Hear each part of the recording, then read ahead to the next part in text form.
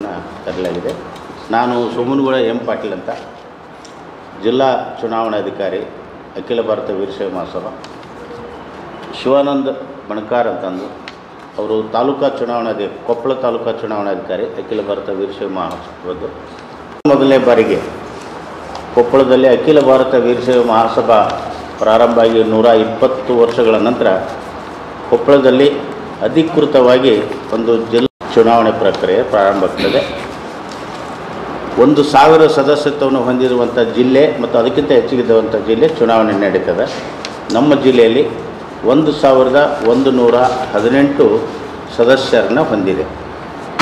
1118 ಸದಸ್ಯರನ್ನು ಹೊಂದಿರುವಂಥ ಕೊಪ್ಪಳದಲ್ಲಿ ನಾಳಿಂದ ಚುನಾವಣಾ ಪ್ರಕ್ರಿಯೆ ಪ್ರಾರಂಭ ಆಗ್ತದೆ.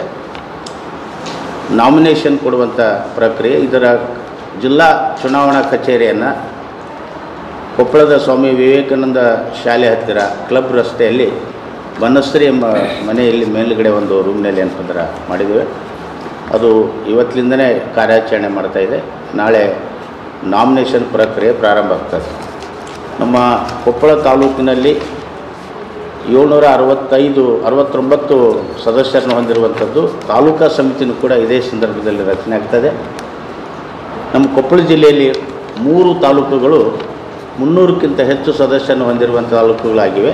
ಹೀಗಾಗಿ ಅಲ್ಲಿ ಚುನಾವಣೆ ನಡೀತದೆ. ಕೊಪ್ಪಳ, ಕುಷ್ಟಗಿ, ಗಂಗಾವತಿ ಈ 3 ತಾಲೂಕುಗಳಲ್ಲಿ ಚುನಾವಣೆ ನಡೀತದೆ. ಯಲಬುರ್ಗಾ, ಕುಕನೂರು, ಕಾರಟಗಿ, ಕನಕಗಿರಿಯಲ್ಲಿ 300ಕ್ಕಿಂತ ಕಡಿಮೆ ಸದಸ್ಯತ್ವ ಹೊಂದಿದೆ. ಹೀಗಾಗಿ ಅಲ್ಲಿ ಚುನಾವಣೆ ಇಲ್ಲ. ಚುನಾವಣೆ ಆದ ನಂತರ ಅಲ್ಲಿ ಆ ತಾಲೂಕಿಗೆ ಅಡಾಕ್ ಸಮಿತಿಯನ್ನು ರಚನೆ ಮಾಡ್ತಾರೆ.